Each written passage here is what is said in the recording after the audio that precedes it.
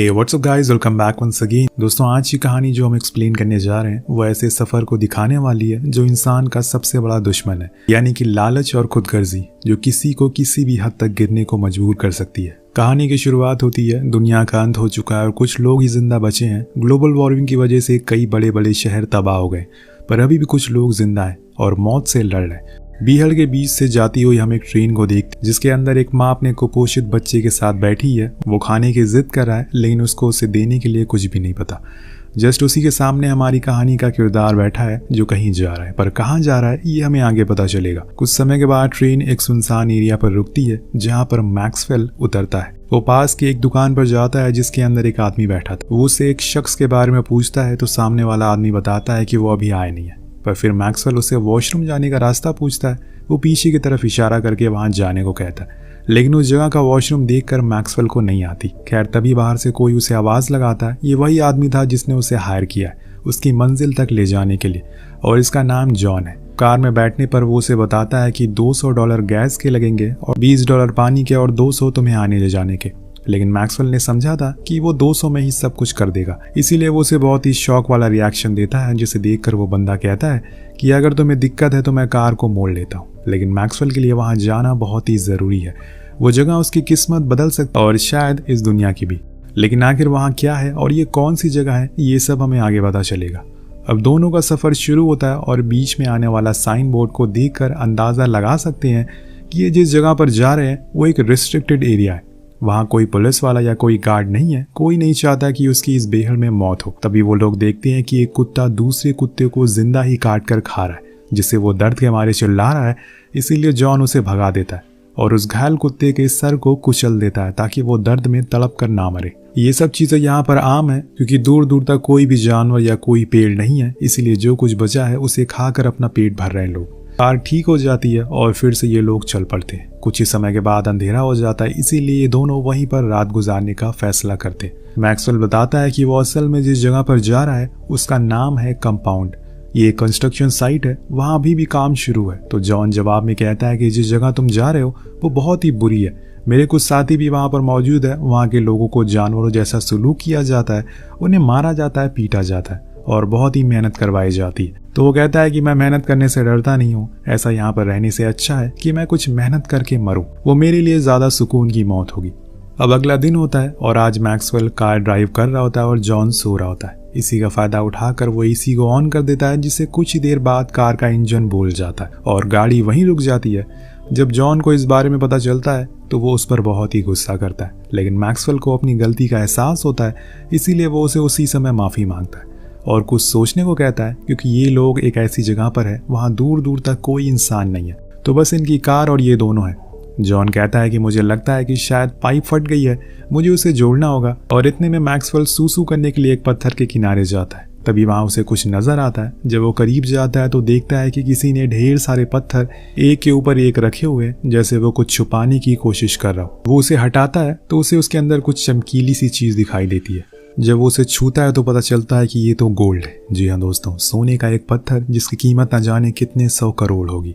ये जमीन के अंदर गड़ा हुआ है। अब मैक्सवेल पहले तो सोचता है कि वो उसे अकेले ही यहाँ से ले जाएगा, लेकिन अकेले ले जाना इतना आसान नहीं है। उसे जॉन की मदद चाहिए ही, इसीलिए वो उसे आवाज लगाता है और फिर वो आकर अपने लाइटर से चेक करता है तो उसे पता चलता है कि हाँ, ये हकीकत में प्योर गोल्ड है, जिसको शायद यहाँ पर किसी ने छुपाया है या फिर वो इसे बाहर निकालने की कोशिश कर रहा होगा, लेकिन उसे ये निकला नहीं। पर हमारे पास कार है, हम इसे बाहर निकाल सकते हैं। दोनों लग जाते हैं। सबसे पहले तो उस जगह की खुदाई करने में उन्हें पहले पूरे पत्थर को देखना होगा कि ये आखिर कितना बड़ा है। जब वो ऐसा करते हैं तो उनके तो होश ही उड़ जाते हैं। वो गोल्ड का पत्थर बहुत ही ज्यादा बड़ा था, जिसे देखकर इनकी आंखें फटी की फटी रह जाती है। उन्हें तो यकीन ही नहीं हो रहा था कि आखिर ये उनके हाथ क्या लग गया है। जब ये उसे कार से बांधकर पूरा निकालने की कोशिश करते हैं तो अब कार भी ठीक हो चुकी है और इसीलिए वो उसे पूरी पावर के साथ आगे की ओर खींचते हैं। लेकिन दोस्तों, रस्सी टूट जाती है और वो पत्थर अपनी जगह से हिलता ही नहीं है। दोनों इस कड़ी धूप में बहुत ही मेहनत करते हैं, लेकिन कोई फायदा नहीं होता। ऊपर से इन्हें थकान और हो जाती है। इतना बड़ा सोने का पत्थर ये कैसे छोड़ तो नहीं सकते, इसीलिए वो पास में ही रुकने का फैसला करते हैं और कल सुबह फिर से कोशिश करने को कहते हैं। रात में जब ये दोनों बैठे होते हैं तो जॉन को यकीन ही नहीं होता कि असल में उन्हें कुछ ऐसा मिल गया। दोनों ही डांस करना शुरू कर देते हैं। वो बहुत ही ज्यादा खुश थे, लेकिन दोस्तों आसानी से मिलने वाली चीज ज्यादा देर तक हमारे साथ नहीं रहती।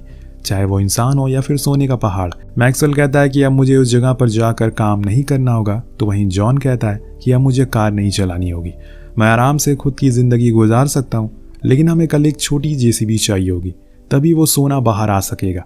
ऐसे हम कार से उसे बाहर नहीं निकाल सकते। यहाँ से कुछ किलोमीटर दूरी पर बनी एक जगह को मैं जानता हूँ जहाँ पर हमें वो जेसीबी मिल सकती है। हमें से किसी को भी सोने की रखवाली करनी होगी और किसी को वहाँ जाकर उसे लाना होगा।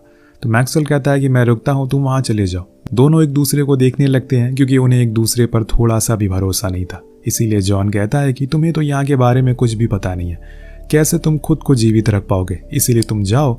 लेकिन मैक्सवेल अपनी जिद पर अड़ा रहता है और उसे आखिर में मना लेता है। और फिर अगले दिन जॉन उसे 1 गैलन पानी और 3 कैन फूड देकर कहता है कि मुझे आने में 2 दिन लगेंगे, तब तक तुम यही सैटेलाइट फोन अपने पास रखो।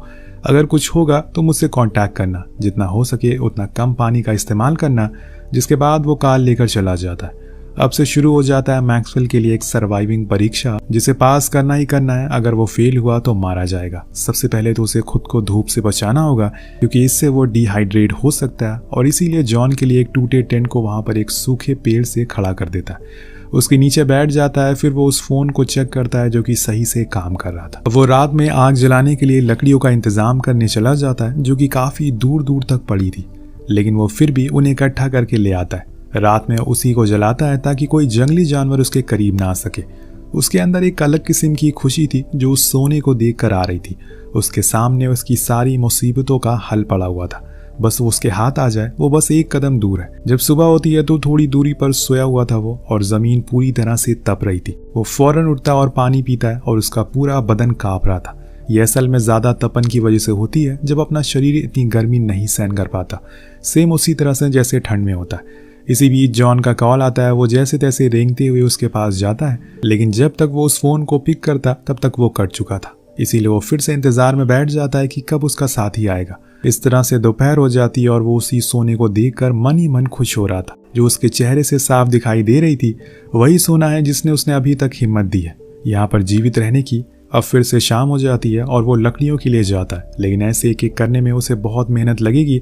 इसीलिए वो उस टेंट वाले कपड़े को साथ में ले लेता है और फिर सारी लकड़ियों को उसमें इकट्ठा करके ले आता है। ऐसा करने पे उसकी एनर्जी भी कम खर्च होगी और प्यास भी कम लगेगी।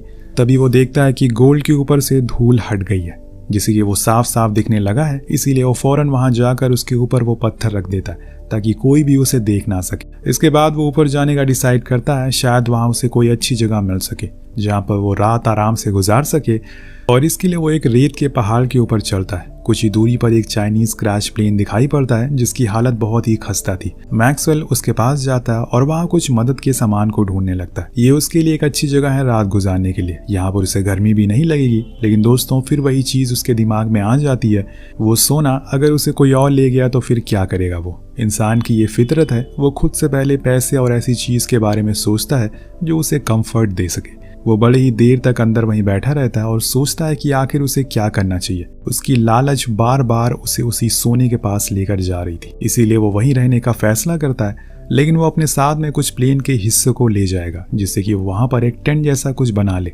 और खुद की छत को पूरा कवर कर दे। वो प्लेन के दरवाजों को और उसकी सीट को बाहर निकाल लेता है और फिर उसे घसीटता हुआ उसे पुरानी वाली जगह पर लेकर जाता है। यहाँ हम उसके शरीर पर निकल रहे छालों को देखते जो इस तपती हुई गर्मी की वजह से हुए थे। अब तो जैसे जैसे समय कट रहा है उसका पानी और खाना भी खत्म होता जा रहा है। ऐसे में वो कैसे खुद को जिंदा रखेगा ये तो वही जानता है। वो सोना उसकी भूख प्यास तो नहीं मिटा सकता। अब काफी देर घसीटने के बाद वो पहुंच जाता है। उन सामानों को मदद से वो टेंट जैसा शेल्टर बना लेता है और उसी के अंदर लेट जाता है। लेकिन अभी भी उसका शरीर तप रहा था, उसे गर्मी लग रही थी। वो जितना भी कुछ कर ले ये गर्मी का एहसास उसे होता रहेगा। अब शाम होने पर वो सोने के पास जाता है और उसे ध्यान से देखना शुरू कर देता है। न जाने कुछ देर बाद उसके दिमाग में क्या आता है, वो उसके ऊपरी हिस्से को पत्थर से तोड़ने की कोशिश करता है। वो कुछ देर बाद अलग भी हो जाता है और उसे हाथ में लेकर वो बहुत ही ज्यादा खुश था क्योंकि अब वो उस टुकड़े को अपने सीने से लगा कर रखेगा।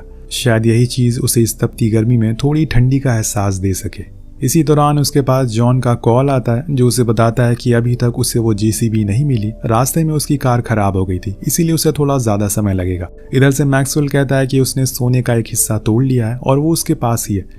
तो जॉन कहता है कि ठीक है, लेकिन तुम उसी के पास रहना, कहीं जाना मत। जिसके बाद वो फोन कट हो जाता है। जब अंधेरा होता है तो मैक्सवेल जंगली कुत्तों के आसपास होने का अभाव होता है इसीलिए वो आग लेकर उन्हें ढूंढने चला जाता है ताकि वो उन्हें डरा सके। उस रात वो पूरे टाइम बाहर ही बैठा रहता है, लेकिन फिर भी सुबह सुबह उसकी आंखें लग जाती है। यहाँ हम उसके चेहरे को देखते हैं जो कि अब पूरी तरह से खराब हो चुका है। इस झुलसती हुई गर्मी की वजह से वो बचे हुए पानी को बोतल में भरता है और उसे पीता है, जिससे उसके अंदर थोड़ी जान आती है। तभी उसे एक सांप दिख जाता है जिसे खाकर वो अपना पेट भर सकता है, लेकिन जब तक वो उसे पकड़ पाता वो भाग चुका था।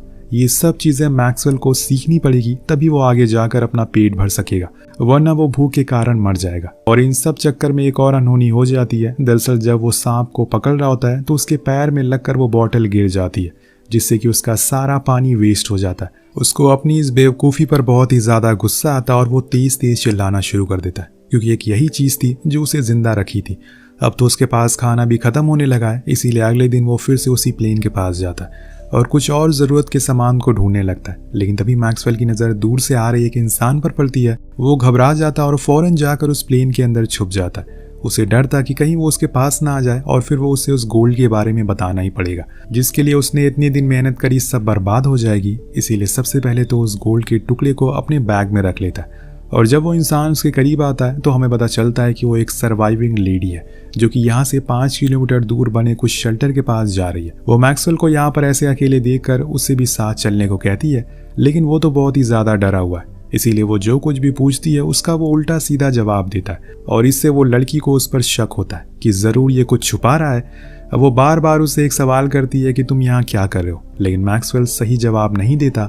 तो वो उठकर ऊंचाई की ओर जाने लगती है। अब इसे लगता है कि कहीं वो उसका वो शेल्टर ना देख ले, उसके पास ही वो गोल्ड दबा हुआ है। इसीलिए वो उसे जाकर कहता है कि तुम यहाँ प्लेन के पास रहो, मैं अपनी शेल्टर के पास जा रहा हूँ। पर वो लेडी फिर भी उसका पीछा करती है, जिससे कि मैक्सी को गुस्सा आने लगता है और फिर वो उसे बताता है कि मेरा दोस्त कुछ ही दूरी पर है, वो आने वाला है, वो मुझे कंपाउंड तक ले जाएगा। लेकिन वो मानने को राजी नहीं थी। वो उसके शेल्टर को चेक करने लगती है। अब यहाँ पर मैक्सवेल का पेशेंस लेवल बढ़ता जा रहा था, इसीलिए आखिर में वो एक ऐसा कदम उठा लेता है जो कि उसे नहीं करना चाहिए था। वो एक फावड़े से उसके सर पर वार करता है, जिससे कि उस लड़की की वहीं मौत हो जाती है और फिर वो उसकी लाश को पास में ही गाड़ देता है। उसके पास जितनी भी जरूरत के सामान थे वो उन्हें निकाल लेता है। जब कुछ समय बीत जाता वो देखता है कि कुछ कुत्तों ने उसकी लाश को खोद कर बाहर निकाल लिया है, क्योंकि उसने मीट की बदबू आ गई थी। वो उन्हें वहां से भगा देता और फिर उस लेडी की बॉडी को ले जाकर दूर एक जला देता है। अब वो रात मैक्सवेल सोता नहीं है। इस पूरे सफर में उसे पहली बार लगा कि शायद उसने ये गलत किया, उसे किसी की हत्या तो नहीं करनी चाहिए थी। वो रोने भी लगता है। जब सुबह होती है तो उसके पास जॉन का कॉल आता है, जो उसे बताता है कि मुझे तो जेसीबी मिल तो गई है, पर आने में थोड़ा समय लग सकता है। ये सुनकर मैक्सवेल को खुद की किस्मत पर तरस आता है कि आखिर उसने ये क्यों किया। उसके पास तो पीने का पानी भी नहीं है और ना ही खाने का सहारा। तभी उसकी नज़र वहां से गुजर रहे एक ट्रक पर पड़ती है। उसके पास ये सुनहरा मौका था, वो उस गोल्ड के टुकड़े को लेकर जा सकता है और खुद की जान भी बचा सकता है। लेकिन दोस्तों, इंसान का पेट कभी नहीं भरता, उसे जितना भी दे दो वो और मांगता ही रहेगा। मैक्सवेल के दिमाग में वो पूरे सोने का पत्थर था, जिससे कि वो अपने साथ ले जाना चाहता है। इसीलिए वो चुप हो जाता है और उसके सामने से वो ट्रक चली जाती है, या यूं कहें कि उसके सामने से उसकी जिंदगी चली जाती है। एक दिन जब वो लकड़ियों को लेकर वापस आ रहा होता है, तभी तेज रेतीला तूफान उसकी तरफ बढ़ने लगता है। वो फौरन अपने शेल्टर के पास जाता है, लेकिन वो तूफान इतना तेज था उसका सारा सामान उड़ जाता है। जब उसकी आंख खुलती है तो वो खुद को रेत के नीचे दबा हुआ पाता है। उसके पेट में एक लकड़ी घुस गई थी, जिससे कि उसे बहुत ही तकलीफ हो रही थी। पर सबसे पहले ख्याल उसके दिमाग में ये आता है कि क्या वो सोने का टुकड़ा बचा है। वो ऐसे ही रेंगते हुए अपने बैग के पास जाता है, पर वो टुकड़ा तो उड़ गया था, लेकिन वो पत्थर अभी भी वहीं पड़ा हुआ था, जिससे कि उसे थोड़ी राहत मिलती है। अब वो किसी तरह अपने पेट से उस लकड़ी को निकालता और फिर आग जलाकर उस घाव को गर्म कर देता, ताकि खून बहना बंद हो सके और इन्फेक्शन ना हो। लेकिन इसमें उसे बहुत ही ज्यादा दर्द होता है, जिसकी वजह से वो वहीं बेहोश हो जाता है। जब दोबारा उसकी आंख खुलती है तो उसके सामने एक लेडी थी जो उसे पानी पिलाती है। मैक्सवेल को लगता है कि ये वही लेडी है जिसे उसने मार दिया। वो फिर से जिंदा हो गई, क्योंकि वो उसे हर जगह दिखाई देने लगी थी। कुछ देर बाद जब वो सही से होश में आता है तो वो लेडी उससे कहती है कि यहाँ से कुछ ही दूरी पर एक शेल्टर है, तुम्हें वहां तक ले जा सकती हूँ मैं। लेकिन मैक्सवेल साफ साफ मना कर देता है, उसे यहाँ से जाने को कहता है। अभी भी उसे गोल्ड की लालच है, मरते हुए भी उसे सोना चाहिए। अब जाते हुए वो लेडी पूछती कि क्या तुमने मेरी बहन को यहाँ से जाते हुए देखा है, तो वो मना कर देता है। पर जिसको उसने मारा था वही उसकी बहन थी। उसके जाने के बाद जॉन का उसके पास कॉल आता है, जो उससे कहता है कि उसे थोड़ा और समय लगेगा, तब तक तुम सोने का ख्याल रखो। अब मैक्सवेल आग जलाने की कोशिश करता है, लेकिन ऊपर हम देखते हैं कि गिद्ध उड़ने लग गए। कुछ ही दूरी पर वहां पर कुछ कुत्ते भी आ जाते हैं। वो फिर से जॉन को कॉल लगाता है और जल्दी आने को कहता है। लेकिन हम देखते हैं कि जॉन तो उसे कुछ ही दूरी पर बैठा हुआ है। वो बहुत ही पहले यहाँ पहुंच चुका है, लेकिन अब उसके अंदर लालच आ गया है। वो उस पूरे सोने को अकेले अपने साथ ले जाना चाहता है, उसे शेयर नहीं करना चाहता। जब मैक्सवेल देखता है कि अब वो कुत्ते उसके करीब आ रहे हैं तो वो फिर से उसे कॉल लगाता है, लेकिन अब तो वो उसका कोई जवाब दे ही नहीं रहा था, जिससे कि वो समझ जाता है कि उसने उसे धोखा दिया। तभी एक कुत्ता आकर उसकी टांग पकड़ लेता और फिर 2 आकर उसके हाथ को पकड़ लेते, उसे बहुत ही बेरहमी से नोच नोच कर खाने लगते हैं। मैक्सवेल चिल्लाता है, उनसे खुद को छुड़ाने की कोशिश करता है, लेकिन वो फिर भी उसे खाते रहते, वो भी जिंदा हालत में। दूर जॉन ये सब देख रहा होता है, लेकिन दोस्तों इंसानियत से बड़ी चीज लालच है आज के समय में, जो कि हम देख ही सकते हैं। जब मैक्सवेल पूरी तरह से मर जाता है तो जॉन अपनी ट्रक लेकर वहां आता है और मैक्सवेल को देखता है जिसकी अतड़ियां बाहर निकल चुकी है, लेकिन उसे तो वो सोना चाहिए और इसीलिए वो उसे लेने के लिए आगे बढ़ता है। पर तभी अचानक से एक एरो, एक तीर आकर उसके सीने पर लगती है और वो मारा जाता है। हमें यहाँ दिखाया नहीं जाता कि ये तीर किसने चलाया। आपको क्या लगता है ये किसका काम होगा? अब इस गोल्ड को कौन लेकर जाएगा, ये सब हमें शायद इस कहानी के सेकंड पार्ट में देखने को मिले। कहानी यहीं पर अंत हो जाती है। तो आपको ये कहानी कैसी लगी नीचे कमेंट करके जरूर बताएगा। मिलते हैं अगले वीडियो में। Peace out.